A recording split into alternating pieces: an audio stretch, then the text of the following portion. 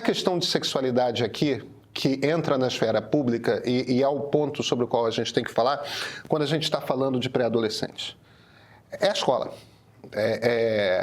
O que se deve ensinar na escola? E o que se deve ensinar na escola é que é a grande questão, é que é o grande debate.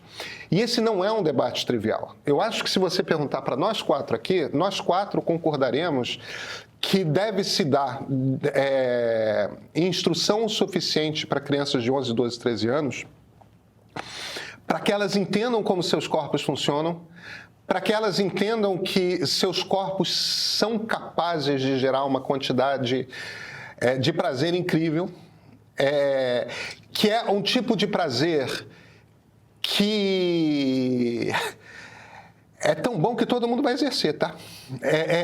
Ninguém foge disso.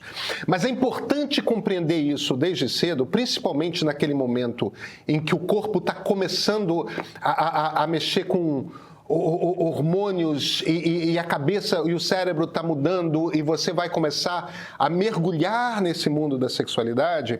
É importante ter informação suficiente sobre isso para você evitar abusos, para que a criança saiba que ela está sendo abusada no momento que ela pode vir a ser abusada. E abusos acontecem em casa. Acontecem de pais, de padrastos, de irmãos, de primos, de tios, de amigos da família, tudo mais. São os casos dos abusos mais graves. Agora, se a gente vai ensinar na escola pública, as famílias têm o direito de dar sua opinião a respeito do que vai ser ensinado para os seus filhos a respeito de sexualidade. E aí a gente entra num debate que é um debate super complicado, que é o seguinte: qual é o limite do pátrio poder? O quanto que pais podem negar de informação aos seus filhos e o quanto que não podem. E esse não é um limite trivial. A Constituição brasileira, como a boa parte das constituições nas democracias ocidentais, ela se vira e fala o seguinte: educação, acesso à educação é um direito de todo cidadão. Então, um pai ou uma mãe que nega educação ao seu filho está cometendo um crime contra o seu filho. E pode haver uma intervenção estatal aí. Mas qual é o limite do que pode ser ensinado? Isso não é dado quando a gente fala sobre sexualidade. E aí que eu volto para o ponto que é o seguinte: a esquerda, Flávia, eu acho que, a não ser que a gente esteja falando de mentiras, entendeu? O kit gay era uma mentira, a mamadeira de piroca era uma mentira. Tá certo? Peças de propaganda que foram usadas eleitoralmente, tudo mais. Eram mentiras. Essa denúncia desse deputado bolsonarista lá da Assembleia Legislativa de São Paulo, de Minas, não é uma mentira. A Cláudia Raia, de fato, falou ali. E ele está usando deste momento para fazer política, criar uma ideia a respeito de que é o pensamento progressista a respeito de sexualidade. E com isso, falando inteiramente a verdade, carregando nas tintas, mas isso é do jogo da retórica política, todos os políticos carregam nas tintas a favor do seu discurso. Ele está dizendo: se a gente deixa gente com esse tipo de moral dar pitaco sobre o que nossas crianças vão estudar na escola, vai ser uma depravação só. Entendeu? Vamos ter, sei lá, Sodoma e Gomorra acontecendo, para usar... Sodoma e Gomorra não tem nada a ver com isso, mas enfim, a história bíblica, mas como... Mas é facilmente uma coisa que eles diriam. Assim, exatamente. É porque as pessoas acham que é uma história sobre sexo anal e não é. É sobre hospitalidade, mas, enfim, não vamos discutir Velho Testamento aqui. O ponto é... A esquerda abandonou a ideia de que estamos numa democracia e precisamos convencer as pessoas que não estão convencidas.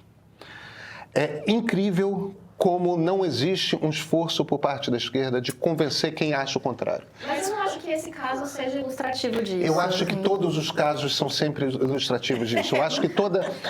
Não, mas... Desculpa, é só porque é uma crítica recorrente.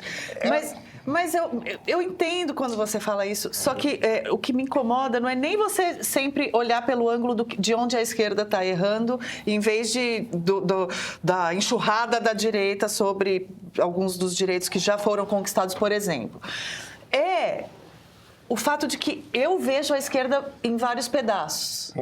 Eu vejo, na verdade, não é nem a esquerda, eu vejo o campo progressista em vários pedaços. E é isso que eu questiono quando a gente parte dessa discussão de a esquerda está errando na forma de convencer as pessoas de que essas pautas... Eu estou falando da esquerda nas redes sociais. Então, as vozes de esquerda que aparecem nas redes sociais. E eu acho que... eu entendo que essa voz pode ser a mais barulhenta, mas ela não é a única que está em voga. E há outras batalhas sendo travadas e o campo progressista está perdendo essas batalhas também. Então, assim, por isso que eu gosto muito eu concordo muito com o teu argumento de que a gente precisa, o campo progressista precisa voltar a convencer mentes e corações, voltar a trabalhar para isso. Sabe quem de esquerda que eu acho que fazia um bom trabalho? Ciro Gomes. Ui, rapaz, mas aí você vai inaugurar mais uma hora e meia de discussão, socorro. Deixa eu fazer pra isso. Deixa eu trazer as mensagens aqui, peraí. Deixa eu fazer um argumento aqui. Deixa eu fazer um argumento aqui. Socorro. O Ciro tinha um ponto de vista a respeito de o que precisava fazer para o Brasil crescer. Ele fez uma campanha presidencial inteira ali, olha, o problema do país é esse, a maneira como você constrói... Ele fez um movimento. Ele só convenceu 10% de pessoas. Mas ele tinha um trabalho ali que como que eu conto essa história aqui para as pessoas? Como é que eu convenço as pessoas desse ponto de vista?